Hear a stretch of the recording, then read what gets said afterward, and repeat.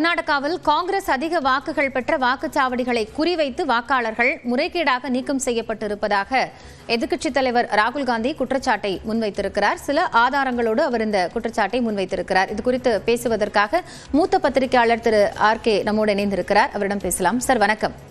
வணக்கம்.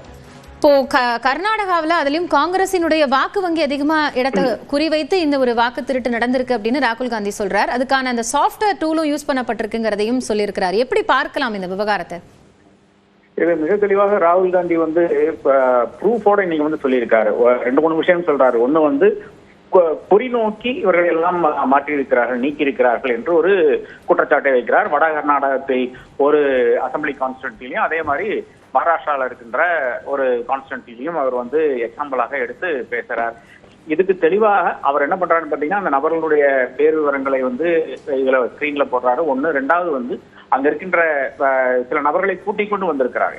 அவருடைய பேர் நீக்கம் செய்யப்பட்டிருந்து அவர்களே வாக்குமூலம் கொடுக்கிறார்கள். இது 2. மூணாவதாக என்ன செய்யறாருன்னு பாத்தீங்கன்னா, தெளிவாக இது ஒரு சென்ட்ரலைஸ்ட் இடத்துல இருந்து செய்தார்கள் என்ற ஒரு குற்றச்சாட்டை, பகிரங்கமான குற்றச்சாட்டுங்கிறது சாதாரண குற்றச்சாட்டு கிடையாது.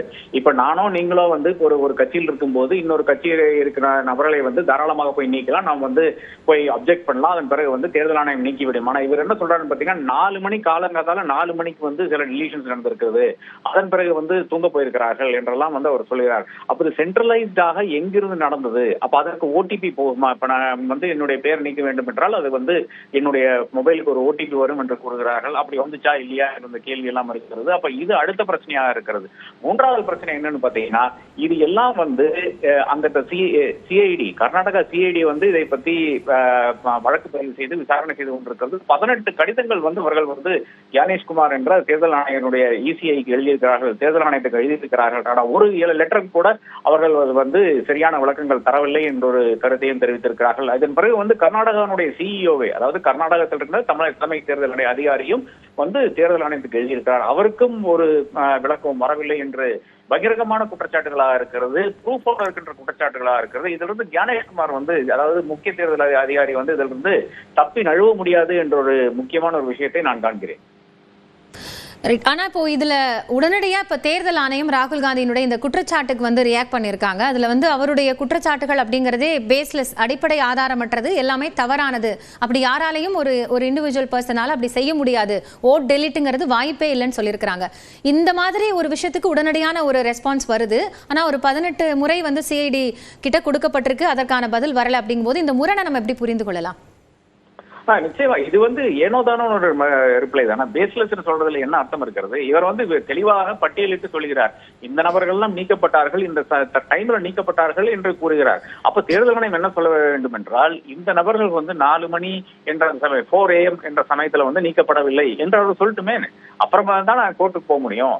அப்போ இவர்கள் ஏனோதானோ என்ற விளக்கத்தை தான் கொடுக்கிறாரே தவிர, அவர்கள் குறிப்பாக சொல்றாரு இல்லையா, அது மாஸ் டிலீஷன் நடந்திருக்கிறது, மாஸ் டிலீஷன் ஒரு நம்பர்ல இருந்து நடந்திருக்கிறது, இந்த ஒரு டிலீஷன் நடத்த வேண்டும் என்றால் அதற்கு ஒரு ஓடிபி தேவைப்படுகிறது என்று கூறுகிறார்கள். இந்த மாதிரியான பல விஷயங்கள் சொல்கிறார்கள். நீங்க அந்த சிஐடிக்கு சொல்ல வேண்டிய அவசியம் கிடையாது, கர்நாடகா சிஐடிக்கு சொல்ல வேண்டிய அவசியம் கிடையாது. ஆனா மக்களுக்கு தெரிவிக்க வேண்டிய அவசியம் இருக்கிறது. எனக்கே தேர்தல் ஆணையத்துக்கு மேல என்ற அந்த நம்பிக்கை குறைந்து விட்டது. ஏனென்றால் அந்த ஞானேஷ்குமார் என்ற ஒரு நபர் அவர் போன பிரஸ் மீட்ல என்ன செய்கிறாருன்னு பாத்தீங்கன்னா, ராகுல் காந்தியை தனிப்பட்ட முறையில் அட்டாக் பண்றாரு. பேரெடுக்கவில்லை என்று மட்டும்தான் இருக்கிறதே தவிர தனிப்பட்ட முறையில் அட்டாக் பண்றாரு. அதனுடைய ஒரு தேவை தேர்தல் ஆணையத்துக்கு கிடையாது. நாம 2014 முன்னால தேர்தல் கண்டவன் நான். அந்த சமயத்துல பார்க்கும்போது அனைத்து கட்சிகளும், பாஜக ஆனாலும் சரி, காங்கிரஸ் ஆனாலும் சரி, ஆளுங்கட்சி ஆனாலும் சரி, எதிர்த்தரப்பு ஆனாலும் சரி, அனைவரும் தேர்தல் ஆணையர்களுக்கு எதிராக எவ்வளவோ முழக்கங்களை வைத்திருக்கிறார்கள். இன்ஃபேக்ட் 2021 தேர்தலுக்கு முன்னால ராஜேஷ் லக்கானி இங்க தேர்தல் ஆணையராக இருக்கார், தமிழகத்தினுடைய தலைமை தேர்தல் ஆணையராக இருக்கிறார். அவருக்கு எதிராக மு.க. ஸ்டாலின் எவ்வளவு குற்றச்சாட்டுகளை வைத்தார் என்று நாம் அனைவரும் அறிந்த விஷயமா இருக்கிறது. அப்போ ஆளுங்கட்சி ஆனாலும் எதிர்த்தரப்பு ஆனாலும் நமக்கு அனைவரும் வைத்து அறிந்த ஒரு விஷயமா இருக்கிறது. ஆனால் இப்போது குறிப்பாக தேர்தல் ஆணையத்துக்கு மேல ஒரு குற்றச்சாட்டை வைத்து விட்டால் அதற்கு யாரு பதில் கூறுகிறான்னு பாத்தீங்கன்னா, முக்கியமான பாரதிய ஜனதா கட்சியினுடைய நிர்வாகிகள் தான் பதில் கூறுகிறார்கள். ஒண்ணு, ஏனோதானோ என்ற விளக்கம் மட்டும்தான் தேர்தல் ஆணையத்திலிருந்து வருகிறதை தவிர முழுமையான ஒரு விளக்கம் வரவில்லை. நன்றி திரு ஆர்.கே. ராதாகிருஷ்ணன், இணைப்பிலிருந்து உங்களுடைய கருத்துக்களை பகிர்ந்து கொண்டமைக்காக. தொடர்ந்து பத்திரிகையாளர் திரு அரவிந்த் குணசேகரன் நம்மளுடன் இணைந்திருக்கிறார். அவரிடம் பேசலாம். வணக்கம் திரு அரவிந்த் குணசேகரன். இப்போ தேர்தல் ஆணையம் மீதான ஒரு நம்பகத்தன்மையை கேள்விக்குள்ளாக்கக்கூடிய ஒரு விஷயத்தை தான் எதிர்க்கட்சித் தலைவர் ராகுல் காந்தி வெளியிட்டு இருக்கிறார். வாக்கு திருட்டு அப்படிங்கிறது காங்கிரசினுடைய வாக்கு வங்கி அதிகமா இருக்கக்கூடிய பகுதிகளை குறிவச்சு நடந்திருக்கு. சாஃப்ட்வேர் தனியா யூஸ் பண்ணியிருக்காங்க அப்படிங்கிறதையும் அவர் ப்ரூஃபோட கொடுக்கிறார். இதை எப்படி நம்ம பார்க்கலாம்? இந்த வாக்கு திருட்டு என்பது மிகப்பெரிய ஒரு ஆபத்து, மிகப்பெரிய ஒரு குற்றம். இது மன்னிக்க முடியாத குற்றம். ஏன்னால் ஜனநாயகத்தோட அடிப்படையே கேள்விக்குறியாக்கக்கூடிய ஒரு செயல். எனவே இதனை யாராலும் ஏற்றுக்கொள்ள முடியாது. அனைவரும் இதற்கு கடுமையான எதிர்ப்பை தெரிவிக்க வேண்டும். இதில் காங்கிரஸ் அதிகமாக வெற்றி பெறக்கூடிய வாக்குச்சாவடிகளா இல்லை என்பது மற்றொரு வாதம். ஆனால் இது போன்ற ஒரு வாக்கு திருட்டு, அதாவது ஒருவருடைய வாக்குரிமையை அவருக்கு அறியாமலே அல்லது அவருக்கு தெரியாமல் அவருடைய அனுமதி இல்லாமல் அவருடைய பெயரை வாக்காளர் பட்டியலிலிருந்து அவருடைய பெயரை நீக்குவது என்பது மிகப்பெரிய குற்றம். அதைத்தான் தற்போது ராகுல் காந்தி ஆதாரப்பூர்வமாக வெளியிட்டிருக்கிறார். கர்நாடகா மாநிலத்தில் உள்ள அலந்த் என்ற ஒரு தொகுதியில் வாக்காளர்களுடைய அனுமதியே இல்லாமல் அவர்களுக்கே தெரியாமல் அவர்களுடைய பெயரை நீக்கப்பட்டிருக்கிறது. யாரோ ஒருவர் கர்நாடகா மாநிலத்திலிருந்து வேறொரு மாநிலத்தில் இருக்கக்கூடிய மொபைல் எண்ணை பயன்படுத்தி அவர்களுடைய பெயரை நீக்க முயற்சித்திருக்கிறார்கள் என்ற குற்றச்சாட்டை ஆதாரப்பூர்வமாக ராகுல் காந்தி தெரிவித்திருக்கிறார். இது போன்ற ஒரு சம்பவம் நடந்திருக்கிறது என்பதை இந்திய தேர்தல் ஆணையம் ஏற்றுக்கொள்கிறது. கர்நாடக காவல்துறையானது இந்த வழக்கை விசாரித்து வருகிறது. ஆனால் ஐபி அட்ரஸ், ஒவ்வொரு மொபைலுக்கும் என ஒரு ஐபி அட்ரஸ் இருக்கிறது. இந்திய தேர்தல் ஆணைய வெப்சைட்டில் சென்றுதான் இது போன்ற ஒரு முறைகேட்டில் ஈடுபட்டிருக்கிறார்கள்.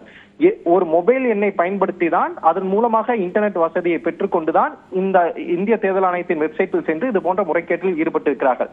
அந்த ஐபி அட்ரஸ், அதே போல ஓடிபி ஒரு வரும், அந்த ஓடிபி யாருக்கு சென்றது போன்ற தகவல்களை இந்திய தேர்தல் ஆணையத்திடமிருந்து கர்நாடகா காவல்துறை கேட்கிறார்கள். 18 முறை கடிதம் எழுதியிருக்கிறார்கள் அந்த தரவுகளை தர சொல்லி. தற்போது வரை இந்திய தேர்தல் ஆணையம் அதனை தர மறுக்கிறது. ஏனென்றால் இந்திய தேர்தல் ஆணையத்தின் வெப்சைட் மூலமாக தான் இந்த முறைகேடு நடந்திருக்கிறது. இது போன்ற ஒரு மிகவும் முக்கியமான கிரிமினல், அதாவது குற்றம் புரிந்ததற்கான ஒரு விசாரணை நடைபெறும் போது அந்த விசாரணைக்கு ஒத்துழைக்காமல் இந்திய தேர்தல் ஆணையம் இது போன்ற தகவலை தர மறுப்பது எந்த விதத்திலும் ஏற்றுக்கொள்ள முடியாது. ஏன் இந்திய தேர்தல் ஆணையம் இதை தர மறுக்கிறார்கள் என்ற கேள்விக்கு தான் தற்போது வரை பதிலே இல்லாமல் நாம் இருக்கிறோம். அரவிந்த், இப்போ ராகுலினுடைய இந்த குற்றச்சாட்டிற்கு பிறகாக தேர்தல் ஆணையம் தரப்பிலிருந்து ஒரு பதில் வந்திருக்கிறது. அதுல அவர் சொல்லக்கூடிய குற்றச்சாட்டுகள் பேஸ்லெஸ், அடிப்படை ஆதாரமற்றது, இன்கரெக்ட் அப்படிங்கிற வார்த்தைகளை குறிப்பிட்டிருக்காங்க. அப்படிலாம் ஒருத்தரால இந்த மாதிரி ஒரு லிஸ்ட்ல இருக்கிறதெல்லாம் டெலிட் பண்ணிட முடியாது அப்படிங்கிற ஒரு கருத்தையும் அவங்க சொல்லியிருக்கிறாங்க. ஆனா ஏற்கனவே நீங்க சொன்ன மாதிரி சிஐடி தரப்புல இருந்து அனுப்பப்பட்ட விஷயத்திற்கான அந்த பதில் அப்படிங்கிறது இன்னும் வரல. அப்போ இது ஒரு முரணா? இதுல தேர்தல் ஆணையருக்கும் தொடர்பு இருக்கு அப்படிங்கிற குற்றச்சாட்டை நம்ம எடுத்துக்கணுமா ராகுல் காந்தியினுடைய குற்றச்சாட்டு? இல்லைங்க, இந்திய தேர்தல் ஆணையம் சார்பில் ஒரு ஆஃப் த ரெக்கார்டா ஒரு 5 பாயிண்ட் கொடுத்திருக்காங்க. அந்த 5 பாயிண்ட் தான் உங்கள்கிட்ட இருக்கும்னு நினைக்கிறேன். முதல் என்னங்கிறாங்கன்னா, ராகுல் காந்தியோட குற்றச்சாட்டு ஆதாரமற்றவை, தவறானவைங்கிறாங்க.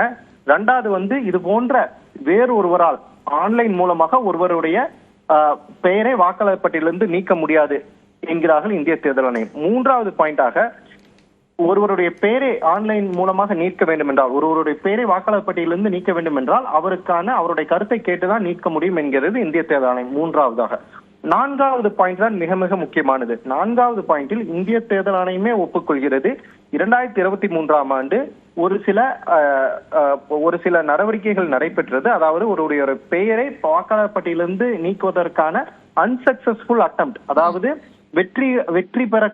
வெற்றி பெறவில்லை, அது போன்ற ஒரு அட்டெம்ப்ட் ஆனது வெற்றி பெற முடியாமல் ஒரு சில அட்டெம்ப்ட் நடைபெற்றது.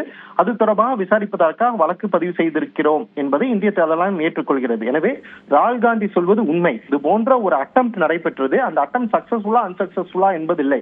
ஒருவருடைய பெயரை வேறொரு மாநிலத்திலிருந்து ஒருவருடைய பெயரை வாக்காளர் பட்டியலிருந்து நீக்க முடியும், அதற்கான ஒரு அட்டெம்ப்ட் நடைபெற்றிருக்கிறது, அதற்காக வழக்கு பதிவு செய்யப்பட்டிருக்கிறது என இந்திய தேர்தல் ஆணையமே ஒப்புக்கொள்ளும் பட்சத்தில் ஏன் கர்நாடகா மாநில காவல்துறை அந்த மொபைல் எண்ணை பயன்படுத்தி யாருடைய ஐபி அட்ரஸிலிருந்து நடைபெற்றிருக்கிறது, அந்த ஐபி அட்ரஸ் உடைய தரவுகளை கேட்கும் போது ஏன் இந்திய தேர்தல் ஆணையம் தர மறுக்கிறது? வழக்கு பதிவு செய்திருக்கிறார்கள் என இந்திய தேர்தல் ஆணையம் ஒப்புக்கொள்ளும் போது ஏன் அந்த தகவலை தர மறுக்கிறார்கள்?